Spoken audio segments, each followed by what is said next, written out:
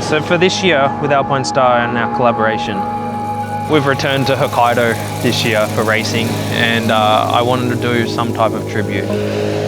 So we went with the Ainu-inspired design. Ainus were the indigenous people of Hokkaido, which is the northern island of Japan. And they were the experts with fishing, being in the mountains.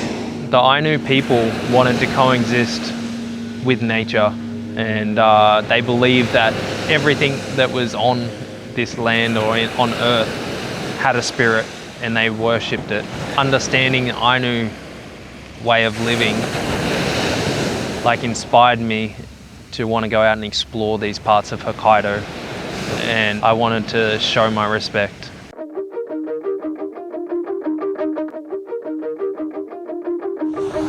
The design, everything has turned out unreal.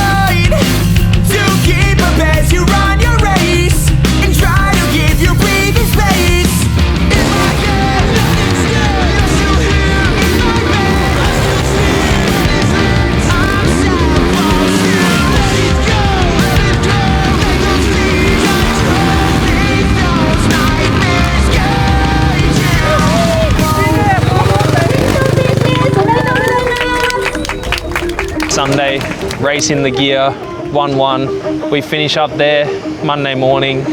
We're straight out on the adventure bike. Was a late start. We had some technical difficulties that day, and we made our way. Where did we make our way to? Day one.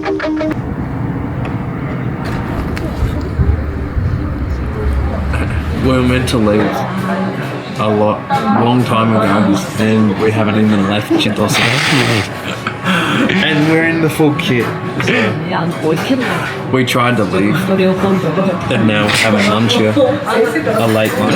Yeah. Hopefully we're prepared to buy our next trip. This is just the learning trip. Yeah. So yeah, this was our first ever multi-day adventure ride. We planned a 4-day ride around Hokkaido, starting from Chitose, the town where we'd raced the day before. The plan was to leave on Monday morning, but with all the packing we weren't used to, along with a few technical difficulties, we didn't leave until after lunch. Our goal for day one was to get from the west side of Hokkaido over to the east. We'd already booked our accommodation for the first 2 nights, so we needed to get there if we wanted to stay somewhat on schedule. After about 2 and a bit hours of riding through the countryside and mountains of central Hokkaido, we came across our first dirt road. A sign said it led to a scenic lookout, but halfway up, the road got narrower and steeper. That was the first real technical section of the trip. Alright, first bit of dirt road.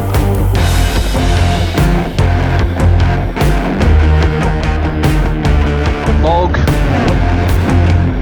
Fuck, I'm spinning.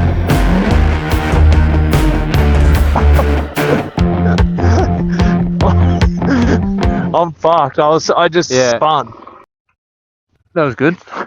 Didn't get far, eh? After my record-breaking 10-metre climb, we decided to take the L. But what goes up must come down. I'm fucked on that tree. Oh shit, did you go down?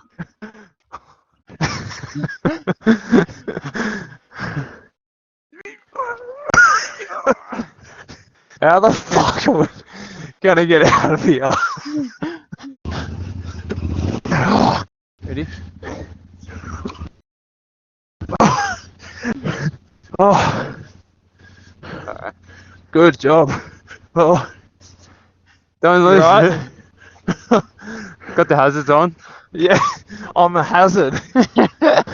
Hill climb, Turn around. got turned around and I was like, sweet, I'm alright. There's a big log there. Next minute my front wheel's just sliding along the log. 200 kilos. Popping the front over a little log doesn't work that easy. Not as effective as a YZ450. With a bent exhaust and a dented tank, we finally were able to leave before we ended up as dinner for a Hokkaido brown bear. As we rode over the last mountain pass, the Tokachi region, the eastern side of Hokkaido, finally opened up in front of us.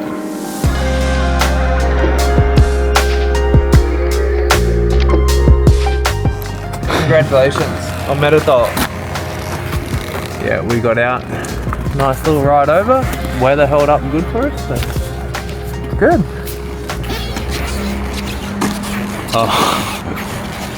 Our accommodation didn't allow shoes inside, which is pretty common at a more traditional place in Japan. You reckon I can get away with wearing booties in there? So we left our sweat-soaked tech tents by the entrance and checked into Hirayama Ryokan in Shikawi, a small farming town in central Hokkaido with a population of just under 5,000. Yeah, beer mug. Mid-season gunfight. There weren't many dinner options in town, so we settled on a local chicken place. God, that looks good, doesn't it? After a good meal and a well-earned beer, I was glued to my futon.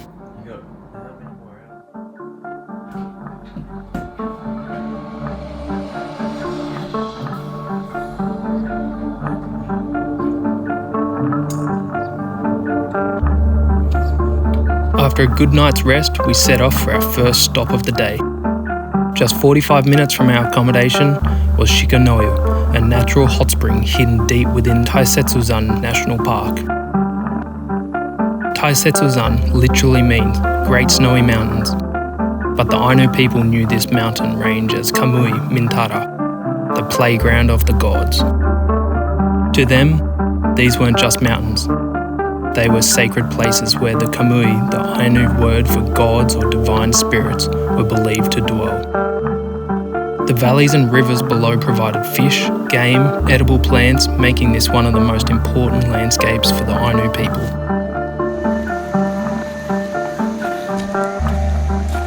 So I think 250 yen per person if you want to camp. Oh yeah. But going into the onsen is free. But they take in donations.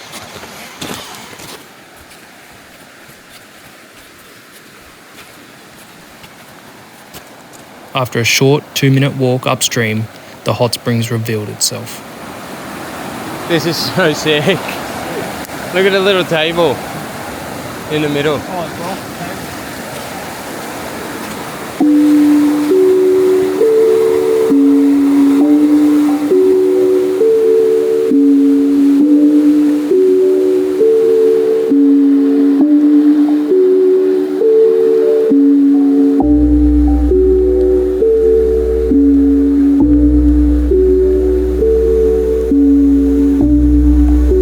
After a few rounds of soaking in the hot spring, followed by a dip in the icy river, I could finally feel last week's fatigue starting to disappear.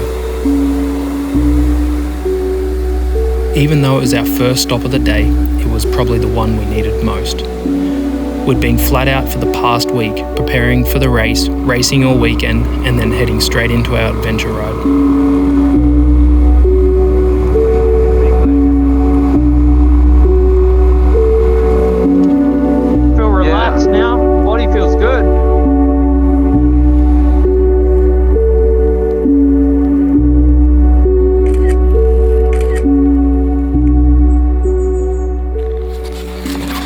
Smell the wood.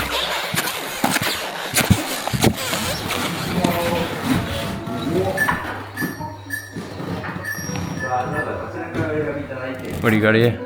Brown bear curry. Local hunter from this area apparently catches the bears, hooks him up with some brown bear. A little bit nervous about this bear.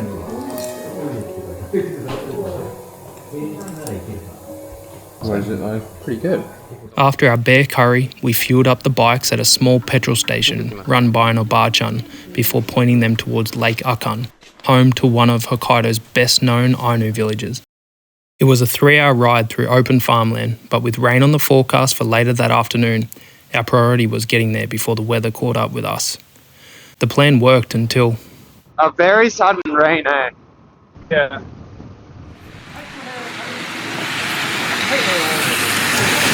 3 minutes from our accommodation, it just started pissing down the road. We got lucky, it held off for most of the trip, and then it just started raining. Despite the sudden rain, we were pretty happy to finally arrive in Akan, the furthest destination of our trip. Our first stop was Ainu-inspired, one of Hokkaido's largest Ainu villages. Finally here, Ainu village. Ainu-inspired today, it's a place where Ainu culture continues to be preserved and shared through traditional wood carving, embroidery, music and dance.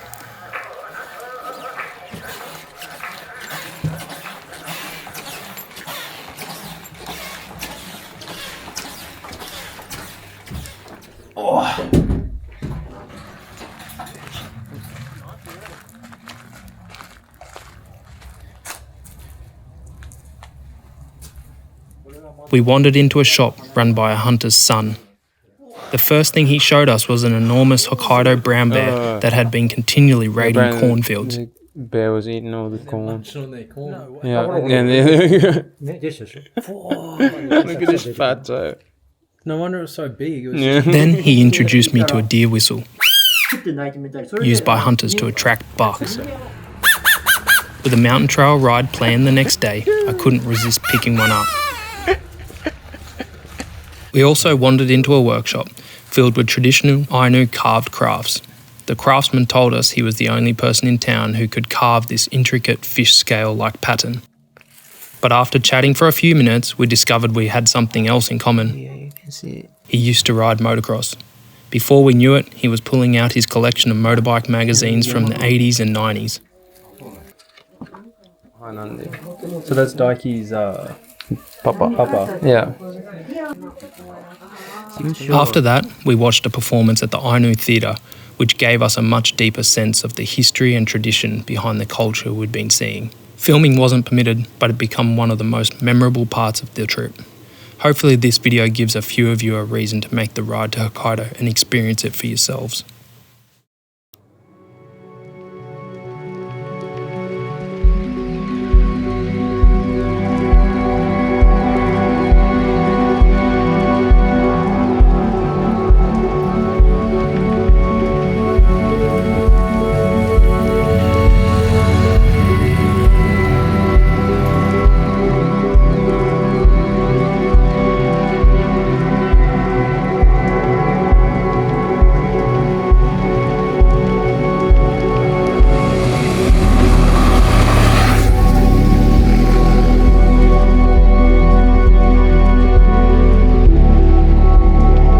Day 3 began right behind our accommodation, where the entrance to the Furubetsu Forest Road led us into a 50-kilometre trail ride. Thick fog hung over the mountains, and as visibility worsened and the temperatures dropped, every movement in the trees caught our attention because we knew we were deep in brown bear habitat.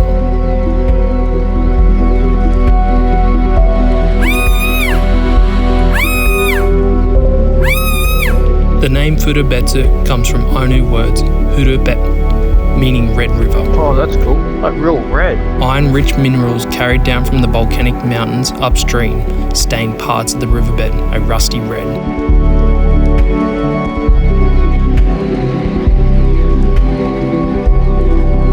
The trail eventually led us out onto a quiet farm road. We never had to reach for the bear spray, so we counted that as a win.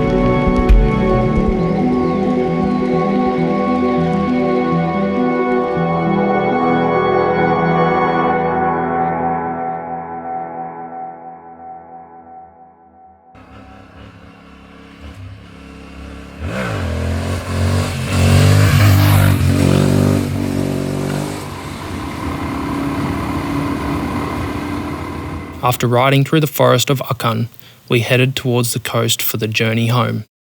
It added quite a bit of distance, but we wanted to turn the trip into a loop instead of simply riding back the way we came. Fuck, you can't even see that truck coming towards us.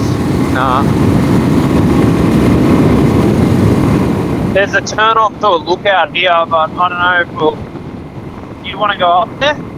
Yeah, fuck it, let's do it.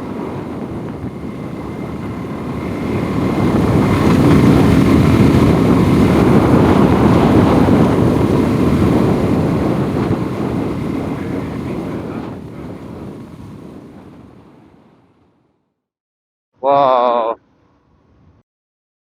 So we've seen everything, we've seen it all, like, Yeah, we have. scenery has been unreal.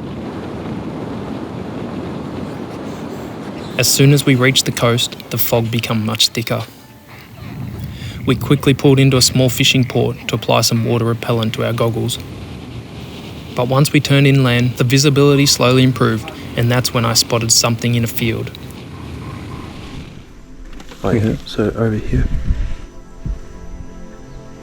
I'll ride over and see. And go in somewhere. Yeah. Back. Further out. Is it past the dirt?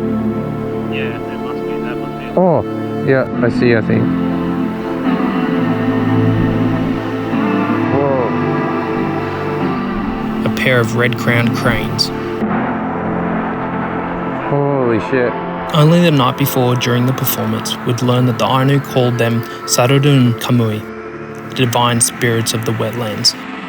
So after riding through all that mist, it almost felt as they'd lifted the fog just to let us see them.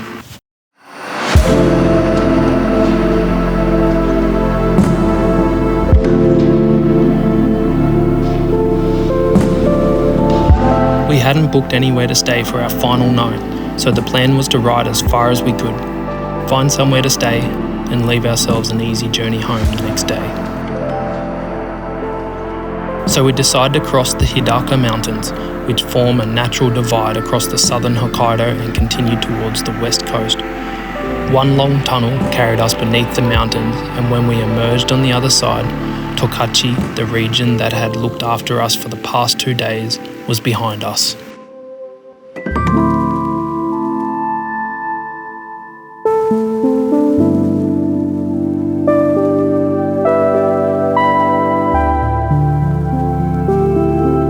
We entered Hidaka region, a region renowned for breeding some of the finest thoroughbred racehorses in the world.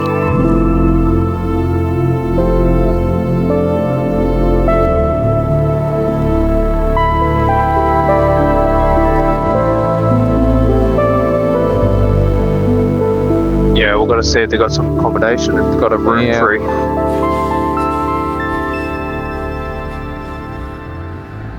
はい、すいません。英語話せますか？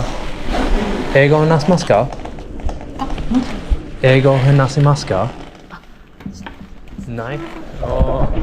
Do you have room available tonight? Sure. Availability. 空き室はい。ない。はい。大丈夫。ありがとうございます。I forgot all my Japanese as soon as I walked in there, and he just said no availability. Really? So they're booked out, bro. Where to next? すぐ行きます。すいません、ありがとうございます。失礼いたします。What did you come across? By the time we made it to Urkawa, it was already around 8 p.m. We managed to find a place for the night called Chuho Ryokan. The owner's family lived downstairs, and staying there generally felt less like checking into accommodation and more like turning up at someone's house for a sleepover. チェックインお願いします。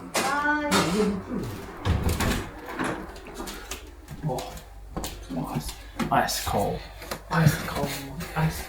Smells not bad. Just cigarettes. Since it was already getting late, we dropped our stuff off and rushed back to find somewhere for dinner. We eventually found a small skewer place tucked away in town. From outside, the entrance was so dark we weren't even completely sure it was open.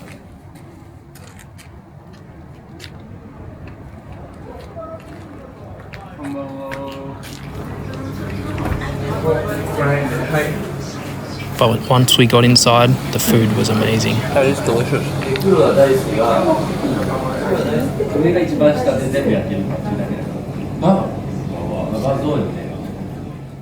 After dinner, we headed back to the Yolkun. By then, every light downstairs had been switched off and the whole house was completely quiet. Trying to make our way back to our room without waking anyone up generally felt like being kids sneaking back into your parents' house after staying out too late.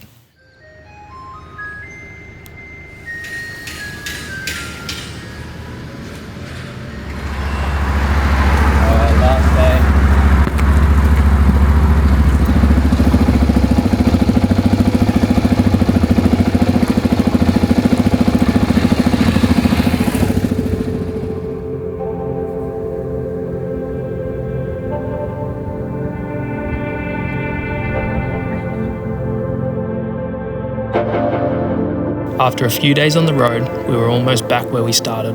But before heading home, there was one place we wanted to see.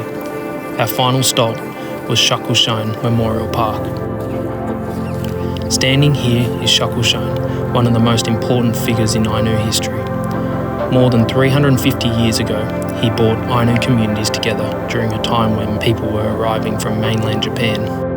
Wanting to protect his people and their way of life, he led the largest uprising in Ainu history. Eventually, Shakushain agreed to a peace meeting, but what was meant to be a celebration of that agreement became an act of betrayal. During the ceremony, he was assassinated. Today, he's remembered for his courage, his leadership, and his unwavering commitment to protecting his people. To stand at the bottom of that statue there. No, it sounds a bit funny, but it was like a little bit emotional. I don't think I really knew what I was getting into when we started this. And then you stand there and you're like, now over a week of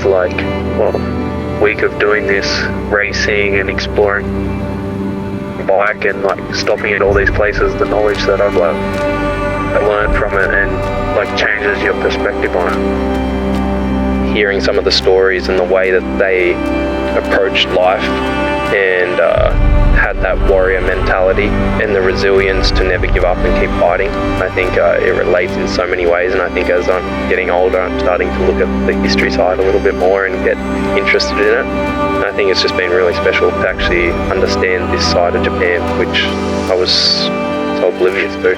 There's just a whole nother side, especially here in Hokkaido, which is just amazing. It's been such a cool trip. Looking back at the trip, we were pretty lucky with the conditions we had. It was the middle of July, the temperatures were comfortable, and we had all the gear we needed. But Hokkaido is also known for its long and unforgiving winters. Riding through some of the more remote parts of the island, I couldn't help but think what it must have been like to live here through those conditions, long before any of the comforts we have today. It gave me a whole new level of respect for the Ainu people who have called this island home for generations. We're here. 4 days ago, we rode out of here. And just like that, 4 days later, we were back in Chitose, right where we started. Over these 4 days, we got to see a lot, but nowhere near everything. There are still so many parts of Hokkaido we haven't explored, and I'd definitely like to come back and see more.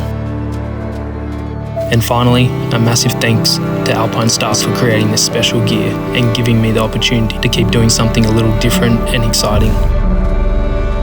Hopefully this video shows the motocross community there's a whole other side to riding worth exploring.